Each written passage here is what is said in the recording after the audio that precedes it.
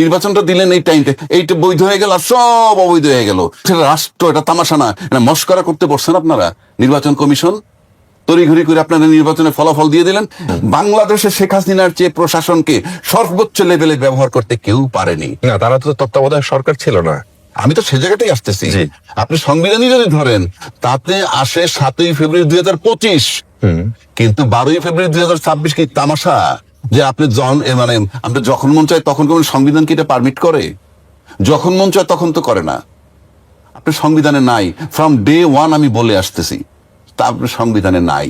আর যদি আপনার সংবিধানে থাকেনি, আমি রাষ্ট্রপতিকে বলবো আপনি তো মারাত্মকভাবে সংবিধান ভায়োলেট করতেছেন। সংবিধানের 4 কতে বলা আছে না, সংবিধান নাই, তাহলে রাষ্ট্রপতি, আমি তাহলে এই প্রক্রিয়াগুলো কি হলো? তাহলে রাষ্ট্রপতিকে কেন রাখা হলো? আমি তো সেটাই বলতেছি, এই জায়গায় তো আসলাম। জি, রাষ্ট্রপতি বলছেন ওই ইন্টারভিউতে যে আমি জীবন দিয়ে সংবিধানের ধারাবাহিকতা রক্ষা করব। এইটা তার প্রতিজ্ঞা ছিল। উনি জীবন দিলেন কোথায়? উনি যে 4 কয়ের যে ধারাটা ফলো করেন নাই, সেখানে কি আছে? এটা বলবে যে আমরা আওয়ামী লীগের। আপনি সংবিধানের দই কেন দেন? ওখানে বলা আছে সব জায়গায় বঙ্গবন্ধুর ছবি হ্যাঙ্গিং থাকবে। জি, মানে সমস্ত অফিস আদালত বিদেশি দূতাবাস ইত্যাদি। সংবিধান 4 কতে আপনি তো আপনার রাষ্ট্রপতি তো সেটা ভায়োলেট করছেন। আপনার ওখান থেকে 11ই নভেম্বর 2024 এটা নামানো হয়েছে, অথচ আপনি বলতেছেন আপনাকে 3 বাহিনী এবং বিএনপি আপনাকে শেল্টার দিছে। তাহলে তারপরে এইটা আপনি ফলো করেন না, আপনি তো নিজেই সংবিধান ভায়োলেট করছেন। 1, 2, আপনি জানতেছেন ইউনূস সরকার সাংবিধানিক না, you are supported by BNP and army. তো আপনি ওত দিলেন কেন? আপনি তো জানেন সে সাংবিধানিক না, আপনি ওত দিলেন কেন? তখন রাজনৈতিক পরে হয়েছে, এটা কি ওই সময় না, ওতের পরে হয়েছে। ঠিক আছে, ওদের পরই হোক, দিছেন তো। আচ্ছা, তারপরে ইউনূস সরকার অবৈধ, অসাংবিধানিক, তার অধীনে নির্বাচন নিয়ে যারা আজকে বসলেন, তার বৈধতা থাকে কিনা? যদি আপনি ওইটার বৈধতা না দেন, আপনার এসে নির্বাচনের পার্টটা বৈধ হয়ে গেল আর সব অবৈধ হয়ে গেল। উনি যে নির্বাচনটা দিলেন এই টাইমটা, এইটা বৈধ হয়ে গেল আর সব অবৈধ হয়ে গেল। এটা তো সহজ না রে ভাই। আমি বারবার বলি, এটা রাষ্ট্র, দেশ ওই জায়গায় নাই। আপনারা যদি মনে করেন যে ওখানে বসে বসে একেবারে সব ঠিক করে ফেলবেন, বাংলাদেশে শেখ হাসিনার চেয়ে প্রশাসনকে সর্বোচ্চ লেভেলে ব্যবহার করতে কেউ পারেনি। হাইয়েস্ট লেভেলে ব্যবহার করছে সে। বাংলাদেশে এ পর্যন্ত যারা এখন, তার 30 ভাগের 1 ভাগও ক্ষমতার দাপট দেখাইতে পারবেন বলে এই প্রশাসন দিয়ে আমার কাছে মনে হয়। সেটা কি পজিটিভলি বললেন না নেগেটিভলি? আপনি নেগেটিভলি, আমি বলছি হাসিনারটা নেগেটিভলি বলছি, জোর করছে। কিন্তু আজকে যদি আমরা এই যে কথাগুলো আনতেছি, এগুলো যদি নিয়ে আসি, আমি তো তাইলে আমাকে নেগেটিভ হইতে হবে। এত বিতর্কের পরে যদি আপনি থাকেন, তাহলে তো আপনার নেগেটিভ। এই যে বললাম 6 জন অ্যাডমিনিস্ট্রেটর নিয়োগ দিচ্ছেন, গণতান্ত্রিক সরকার, আপনি নির্বাচনে বিশ্বাসী, আপনি দলীয় লোককে কিভাবে নিয়োগ দিয়ে দেন? তাহলে আপনি নির্বাচনে বিশ্বাসী না, কিংবা আতঙ্কিত নির্বাচনের ফলাফল নিয়ে। 3 নম্বর যদি আসে, নির্বাচন কমিশন যেটা করলো, প্রবলেম একটা ক্রিয়েট করে দিল। উনি তো ডাউট তৈরি করে দিলেন, পুরো নির্বাচন প্রক্রিয়া নিয়ে ডাউট হবে এখন। যে আপনি যখন এইখানে এত ভোট কমায় ফেললেন, আপনি তো পুরো নির্বাচনের ফলাফলটাকে বিতর্কিত করে দিলেন। এই যে বিতর্কিত, এটার খেসারত কে দিবে? আমি আবারও বলছি, রাষ্ট্র এটা তামাশা না, এটা মস্করা করতে বসছেন আপনারা। নির্বাচন কমিশন তড়িঘড়ি করে আপনারা নির্বাচনের ফলাফল দিয়ে দিলেন।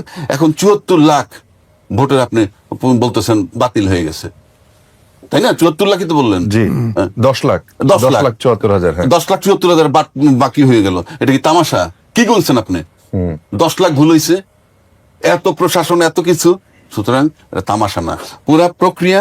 এই যে মিথ্যা হইলে কি হয় জানেন?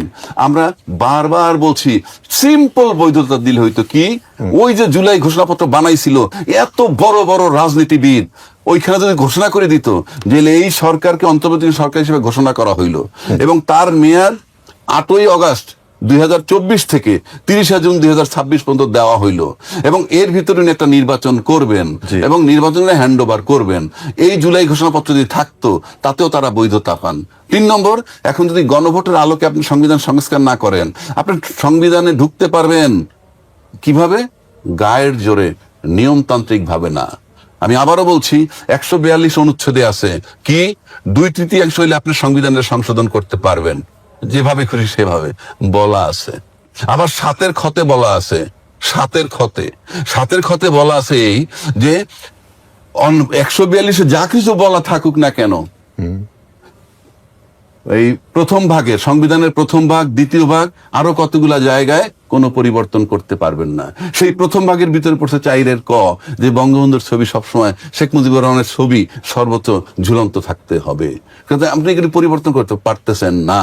অথচ রাষ্ট্রপতি ভায়োলেট করতেছে, নির্বাচিত সরকার এখন যারা সংবিধানের দোহাই বারবার দিতেছে, তারাও কিন্তু একইভাবে সংবিধান ভায়োলেট করতেছে 4 ক মোতাবেক। এটা বললে আমাকে বলবে আমি আওয়ামী লীগ সাপোর্ট। নো, আপনার সংবিধানের দোহাই দেন, তাই আমি বলতেছি সংবিধান মানবেন কোনটুক আপনার যেটুকু ভালো লাগে, ইউনূস সাহেবের মানবেন কোনটুক যেটুকু আপনার পক্ষে গেছে। কারণটা কি? ইউনূস সাহেব এতটাটা অবৈধ, মব ভায়োলেন্স করে গেছে, সব অবৈধ, শুধু নির্বাচন পোর্শনটা বৈধ।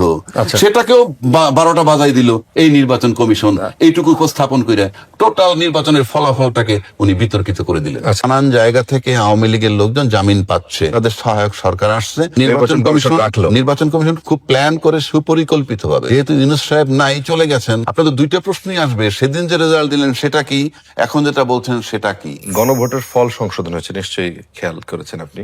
সেখানে ভোট কমেছে 10,73,000-এর বেশি। নির্বাচনী ফলাফল প্রকাশের 2 সপ্তাহ পর আবার এই গণভোটের ফল সংশোধন করে প্রজ্ঞাপন জারি করেছে নির্বাচন কমিশন। সেখানে খবরে বলা হয়েছে যে সংশোধিত ফলাফলে হানা ভোটের সংখ্যা কমেছে, সেই সঙ্গে বেড়েছে বাতিল হওয়া ভোটের সংখ্যা। তবে বিষয়টি নিয়ে কোনো ব্যাখ্যা দেননি নির্বাচন কমিশন। সংশোধিত নতুন ফলাফলের প্রজ্ঞাপন বলছে যে গণভোটে মোট ভোট পড়েছে 7,66,21,407টি। এর মধ্যে ভোট বাতিল হয়েছে 74,35,196টি। ফলে বৈধ ভোটের সংখ্যা দাঁড়িয়েছে 6,91,86,211টি।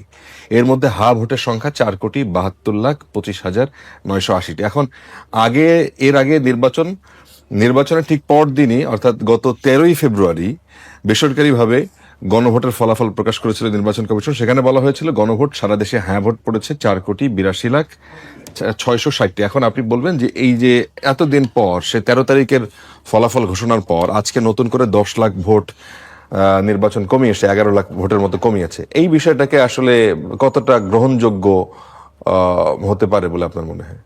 কতটা গ্রহণযোগ্য সেটা বড় বিষয় না। বিষয় তো এটা রাষ্ট্র, এটা তামাশার জায়গা না, এটা রাষ্ট্র, এটা কোনো সমিতি না, এটা ক্লাব না যে চালাই দিলাম। জি, আপনি এত জনবল ব্যবহার করেছেন, একটা সুন্দর নির্বাচন উপহার দিছেন, সেই নির্বাচনে গণভোটে হাতে কত পড়েছে, নাতে কত পড়েছে সেগুলা প্রকাশ করেছেন। প্রকাশ করার পর তার ভিত্তিতে অলরেডি রেজাল্ট পাবলিশড হয়ে গেছে। শুধু তো ওই গণভোটের ভোটই গণেন নাই, যারা দলীয় ভোট নির্বাচন যারা করে তাদের ভোটও গণনা করছেন, এবং সেই ভোট চলাকালীন সময় কিংবা ফলাফল যখন চূড়ান্ত ভাবে আসে নাই, এর ভিতরে অনেকগুলো অভিযোগ আসছে। সেই অভিযোগ আমার নয়, ওনারও না, সেই অভিযোগটা আসছে অন্য দলের পক্ষ থেকে। এখানে ইঞ্জিনিয়ারিং হয়েছে, এইটা হয়েছে, সেইটা হয়েছে, কাটাছিড়া হয়েছে, বিভিন্ন কথা আসছে। তো নির্বাচন কমিশন যখন আজকে প্রকাশ করলো গেজেট নোটিফিকেশন, এবং সেখানে কিছু ভোট কমছে, এখনো হা ভোটই জয়যুক্ত হয়েছে, কিন্তু কিছু ভোট কমছে, 74 লাখ ভোটের কথা বললেন যেটা নষ্ট হয়েছে, এই যে বিষয়গুলা, এটা তো আপনি একটা প্রশ্ন থ্রো করে দিলেন যে আপনার কাউন্টিং নিয়ে জটিলতা আছে, এবং আপনার এই কাউন্টিং জটিলতা আপনার সমস্ত কাউন্টিং এর আপনি ডাউট প্রকাশ করতে পারেন, কারো কিছু করার থাকবে না। আমার কাছে যেটা মনে হচ্ছে ব্যক্তিগতভাবে, আমার ধারণা, আপনার এই থেকে আমার ধারণা যে ইতিমধ্যে আমরা দেখছি যে নানান জায়গা থেকে আওয়ামী লীগের লোকজন জামিন পাচ্ছে। এগুলো কিন্তু আমার মাথা ব্যথা নয়, আমার মাথা ব্যথা নয় এই কারণে আমি রাজনীতিতে সম্পৃক্ত না। ওই দল একটা আটক থাকলে কার সুবিধা হয়, দল মাঠে আসলে কার বেকায়দা হয়, এগুলো আমার সাবজেক্ট না। বাট আওয়ামী লীগ কিন্তু আওয়ামী লীগের লোকজন জামিন পাচ্ছে। এই জামিন পাচ্ছে মানে হচ্ছে যে নির্বাচনের আগে বলা হয়েছিল যে বিএনপির তরফ থেকে বলা হয়েছিল যে তারা এলাকায় এমনও বলছে যে আমরা যদি বিজয় লাভ করি আমরা আপনাদেরকে দেখে রাখবো। তো এখন আওয়ামী লীগ যেভাবে বেল পাচ্ছে, তাতে মনে হয় আওয়ামী লীগের কাছে একটা বদ্ধমূল বিশ্বাস হয়েছে, তাদের সহায়ক সরকার আসছে এবং ইন অ্যাকশন তারা প্রমাণ করতেছে। তাই এই যে একটা নির্বাচন কমিশনের প্রশ্নটা তুলে দিল, এই প্রশ্নটা তুলে দিয়ে সে কিন্তু হা ভোট, যে গণভোটের যে বিষয়টা, সেটাকে তিনি বিতর্কিত করে দিলেন।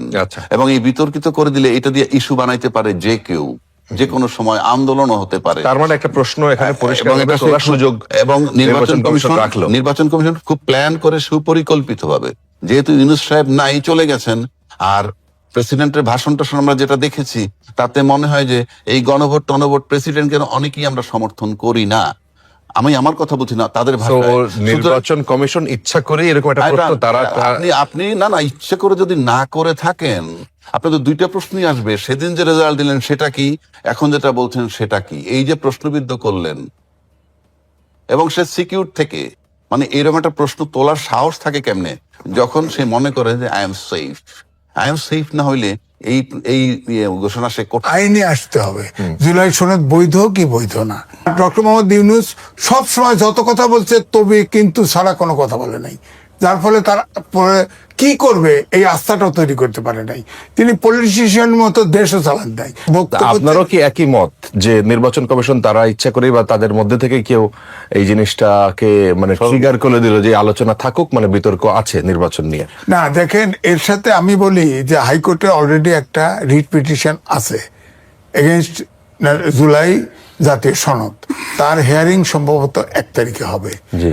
তাহলে এটা লিগ্যালিটি নিয়ে তখন তো করবে, এখন তো অভ্যুত্থান তো ওখানে করে লাভ হবে না, আইনে আসতে হবে জুলাই সনদ বৈধ কি বৈধ না। হ্যাঁ, ধরেন ওটা বাতিল হলে একরকম, আবার ওটা পক্ষে রায় দিল যে বৈধ, বৈধ করার সুযোগ কম, এটা বরাবরই রাজকীয় জানে। আমি বলছি যে জুলাই সনদ আদেশ প্রেসিডেন্ট দিয়ে, সংসদ সংবিধান জীবিত, আদেশ দেওয়ার এখতিয়ার প্রেসিডেন্টের নাই, সুতরাং এটা অবৈধ। তো এখন যদি ধরেন অবৈধ হয়ে আসে, আর এই ক্রাইসিসটাও যদি ভোটের সংবিধান জীবিত, তো সংবিধানকে পাশ কাটে এত কিছু একটা সরকার গঠন হয়ে গেল, এতগুলো আদেশ হয়ে গেল, কিন্তু জুলাই সনদ মানে অবৈধ আপনার মতে? দেখেন, উনি লয়ার সুপ্রিম কোর্টের। জি। আমি বরাবর বলছি 106 অনুচ্ছেদের রেফারেন্স নিয়ে 148 অনুচ্ছেদ অর্থাৎ সংবিধান সম্মানিত রাখার জন্য ওত নিয়েছে। এই সরকার যে সংস্কার করছে, এই সংস্কার করার ম্যান্ডেটই তো তাদের নাই। আর এই সংবিধান যেহেতু আছে, এটা সাংবিধানিক সরকার, সুতরাং এই সংবিধান জীবিত থাকা অবস্থায় কোনো প্রধান উপদেষ্টা বা রাষ্ট্রপতি কোনো আদেশ দেওয়ার এখতিয়ার নেই, যেটা মূল কোনো সাংঘর্ষিক হয় সংবিধানের সাথে। কিন্তু এই আদেশ দেওয়ার নেই। পুরো জিনিসটাই তো তাহলে বিতর্কিত একটা জায়গায় ছিল। এই সরকার যেভাবে গঠন হয়েছে, সরকার যেভাবে ওথ নিয়েছে, মানে অন্তর্বর্তী সরকার, এবং তারপরে এই জুলাই সনদ যেভাবে হয়েছে এবং যেভাবে পাশ হয়েছে, পুরো জিনিসটাই তো আসলে বিতর্কিত। মানে যদি ওই বিতর্কে মানে নতুন করে মানে প্রশ্ন তোলা হয়, এবং তোলার সুযোগ তো ডেফিনেটলি থেকে যায়। না দেখেন, যখন প্রথমে আপনার আর্মি চিফ তো দৌড়দৌড়ি করছে রাজনৈতিক দলের নিয়ে, জি, তখন একটা পর্যায়ে কিন্তু আলোচনা ছিল জাতীয় সরকার করা। বলা হয় যে বিএনপি এটা বাধা দিছে, একমত হয় নাই। তখন কিন্তু বিএনপির মহাসচিব বলেছে 3 মাস পরেই তো অন্তর্বর্তীকালীন সরকার হয়ে যাবে, ইলেকশন হয়, তা এখন দরকার কি জাতীয় সরকার? এইটা বলছে, এটা কিন্তু আলোচনায় আসে নাই। আলোচনায় আসছে জাতীয় সরকারটা, কারণ সংবিধানে আছে 3 মাস পরে নির্বাচন দিতে হবে সংসদ ভেঙে গেলে, অথবা সংসদ না থাকলে 3 মাস পরে। যদি ইলেকশন কমিশনের আবার কোনো সমস্যা হয় তাহলে আরো 3 মাস হতে পারে। আচ্ছা। তো ওই সময় দেখেন 7 তারিখে আপনি দেখেন পল্টনে জনসভা করে নির্বাচন চাইছে বিএনপি 7 তারিখে। 7 তারিখ ওটা অবশ্য 5ই আগস্টে পরিবর্তন, 8 তারিখে সরকার আসছে, আগেই চাইছে, কিন্তু দাবিটা কিন্তু জারি রাখছে। কিন্তু এই সরকার আপনি খেয়াল করে দেখেন, প্রথম দিকে পাশ দিয়ে মানুষ হাঁটে, আপনি 5 বছর থাকেন, আপনি 10 বছর থাকেন। অর্থাৎ এই সরকারের যে ইমপ্রেশন, যে ধারণা তৈরি হয়েছিল যে সরকার ক্ষমতা থেকে যেতে চায় না। আর ডক্টর মোহাম্মদ ইউনূস সব সময় যত কথা বলছে তবে কিন্তু ছাড়া কোনো কথা বলে নাই, যার ফলে তার পরে কি করবে এই আস্থাটাও তৈরি করতে পারে নাই। তিনি পলিটিশিয়ান মতো দেশও চালান দেয়। আপনি যেটা বললেন যে রাষ্ট্রপতির যে বক্তব্য সভা হয়েছে, হ্যাঁ, তো এখানে তো ওখানেও তো সংবিধান প্রধান উপদেষ্টা ভায়োলেট করছে। সাংবিধানিক দায়িত্ব, চুক্তি হলে বা বিদেশ সফর হলে প্রেসিডেন্টকে ব্রিফ করা, কোনোদিন ব্রিফ করেন নাই, কোনোদিন দেখা হয় নাই। এই অন্তর্বর্তীকালীন সরকারের সময়ে প্রেসিডেন্টের সাথে কখনো প্রধান উপদেষ্টা দেখা করেন নাই, এমনকি তার শেষে তার প্রেস উইং এর 3 জন তাদেরকে উড্র করে নেয়া, এটা ডিপ এন্ড ডাম বানা ফেলাইছে। তো এই জন্য বলছি যে আপনি উনিও তো এখন যদি ধরেন একটা প্রশ্ন আসে যে রাষ্ট্রপতি এইভাবে বাইরের গোপন কথা পরে জানাইলো কেন, ব্যাপারটা যদি এই হয় তাহলে তো ফাঁসবে দুইজনই। প্রধান উপদেষ্টা সাংবিধানিক হয়তো প্রেসিডেন্টের সাথে দেখা করে নাই, সে তো বলছে আমি সাংবিধানিক ব্যবস্থা রক্ষা করার জন্য আমি এত কিছু সহ্য বহুত বর্ণনা দিছি। সুতরাং আমি বলতেছি যে এইটা অভ্যুত্থানের যে শক্তি, এই শক্তির একমত হয়ে এই সমস্যার সমাধান করতে পারে। কোর্টে গেলে এটা আমার মনে হয় আমাদের একটা বিপদে পড়তে হবে। আচ্ছা, যে নির্বাচনটা হয়ে গেছে সেই নির্বাচনটার ভিতর থেকে তারা কিছুটা ভীত হয়েছে, কারণ 31% ভোট পাওয়াটা একটা অস্বাভাবিক ঘটনা। তাহলে তো আপনি নির্বাচনকে এড়িয়ে যাচ্ছেন, নির্বাচনকে এড়িয়ে আপনি দলীয় ব্যক্তিদেরকে বসাচ্ছেন। দেখেন মির্জা ফখরুল ইসলাম আলমগীর তিনি বলেছেন যে তারা যত দ্রুত সম্ভব নির্বাচন দিতে চান এবং আবার পূর্ণকালীন প্রশাসক নিয়োগ দেয়া, এই দুটো বিষয় কি একটু সাংঘর্ষিক কিনা? দুটি বিষয়কে আপনি কিভাবে দেখেন? এই সরকার, আবারও বলছি, নির্বাচনের জন্য দীর্ঘ 18 মাস তাদের শুধু নির্বাচন, তাহলে তারা তো নির্বাচিত সরকারের ক্ষমতায় বসলো এবং সে খুব দ্রুত গতিতে, তড়িৎ গতিতে আপনি দেখেন 6টা সিটি কর্পোরেশনে পূর্ণ মেয়াদে প্রশাসক নিয়োগ দিলেন। তারপরে ওদের বরিশাল সিটি কর্পোরেশনের নিয়োগ দিচ্ছেন, কাকে দিছে নাম বলার দরকার নেই, তারা দিচ্ছেন। এবং সব জায়গায় বসাইছেন কিন্তু ওরা দলীয় লোক, তাদের দলের নেতা যারা, তাদেরকে বসাইছেন। পত্রিকা অলরেডি আসে না, এখানে কি আপনি প্রত্যাশা করেন যে অন্য দলের লোক তারা বসাবে? নট দ্যাট, সেটা পরের চ্যাপ্টার। আচ্ছা, আপনি যখন দলীয় লোকের বসাবেন, সাধারণত এই সমস্ত ক্ষেত্রে প্রশাসক নিয়োগ হয় আমলা থেকে, আচ্ছা, সাধারণত। আচ্ছা। কিন্তু আপনি দলীয় সরকার, নির্বাচিত সরকার ক্ষমতায় গিয়া আপনি দলীয় লোক বসাচ্ছেন। তো দলীয় লোক যখন আপনি বসাবেন, আপনার তো নির্বাচন প্রক্রিয়াটা ম্যান্ডেটরি। কেন ম্যান্ডেটরি? নির্বাচনের মাধ্যমে প্রক্রিয়া হইলে আপনি যে 6 জনকে বসাইছেন, সেই 6 জনই যে নির্বাচিত হবে ভোটে, তার তো কোনো গ্যারান্টি নাই, কেউ তো পরাজিত হতে পারে। তাহলে আপনি যে বসাই দিতেছেন, তাহলে তো আপনি নির্বাচনকে এড়িয়ে যাচ্ছেন। নির্বাচনকে এড়িয়ে আপনি দলীয় ব্যক্তিদেরকে বসাচ্ছেন। এখানে তো দলীয় লোক বসলে নির্বাচনের মাধ্যমে বসবে, আপনার কোনো উপায় নাই, আপনি এইভাবে বসাইতে পারেন না। আর যেহেতু প্রশাসক অলরেডি ওই সরকার বসাই গেছিল, সেক্ষেত্রে আপনি 2 মাস 3 মাস 4 মাস পরেও নির্বাচন দেন, ওই প্রশাসক কিন্তু চালাইতে পারত। জি। এবং ওই প্রশাসক কি কারো পক্ষপাতিত্ব করবে না? তর্কের খাতিরে বলছি, ধরা যাক কথা আছে যে ওই সরকারের মানে প্রিয় লোকদেরকে বসাইছে, কিংবা এনসিপি কে প্রেফার করে এই ধরনের লোক প্রশাসক নিয়োগ করছে, কিংবা আসিফ মাহমুদ ছিল এটার ভিতরে। কিন্তু যখনই ক্ষমতার পালাবদল হয়ে গেল, তখন কিন্তু ওই লোকগুলা থরথর করে কাঁপবে, এটাই স্বাভাবিক। যারা প্রশাসক, যাদেরকে নিয়োগ দেওয়া হয়েছিল, বরং তারা প্রশাসক থাকলে এই সরকারের অধীনে যতদিন পর্যন্ত নির্বাচন না হয়, ততদিন পর্যন্ত এই অ্যাডমিনিস্ট্রেটর যারা ছিল তারা থরথর করে কাঁপতো, অর্থাৎ কাজগুলো ভালো হতো। কিন্তু আপনি যখন দলীয় লোককে বসায় দিলেন, তখন কিন্তু সরকারকে দলীয় লোক এত কেয়ার করে না, কারণ প্রত্যেকের মর্যাদা তো একটা লেভেলের, একটা মেয়রের মর্যাদা মন্ত্রী লেভেলের, প্রতিমন্ত্রী বা মন্ত্রী লেভেলের। সুতরাং দলীয় লোক যখন বসায়, তখন আমরা বাইরে থেকে দেখি মন্ত্রী, মেয়র, কিন্তু তারা যখন এক টেবিলে বসে আড্ডা মারে, তখন মনে হয় যে 5 জন বন্ধু আড্ডা মারে। আপনি দেখবেন 5 জন এসপি যদি এক জায়গায় বসে একই কোর্স মেয়েদের আড্ডা মারে, তখন মনে হয় না এসপি, মানে স্কুল ফ্রেন্ড আড্ডা মারতেছে। বিষয়গুলো এইরকম। তো আপনি যখন এদেরকে নিয়োগ দিয়ে দিলেন, তখন তারা পরিষ্কার আপনার লোক হলো। নির্বাচনের মাধ্যমে তাদেরকে নিতে, আপনি কিভাবে নিশ্চিত হইলেন যে নির্বাচন হলে সবাই জিতে যাবে? এরা না, সেই নিশ্চয়তা না। কিন্তু 1 নম্বর। 2 নম্বর হলো, আপনি যদি গণতান্ত্রিক প্রক্রিয়া বিশ্বাস করেন, তাহলে তো অপোজিশন লোক আছে এবং তারা তো 31% ভোট পেয়েছে। জি, এই যে যারা 11 দলীয় জোট 31% ভোট পেয়েছে, তারা তো বঞ্চিত হচ্ছে, ভোটাধিকার থেকে বঞ্চিত হচ্ছে, এবং আপনিও নিশ্চিত না যে আপনার লোক জিতবে কিনা।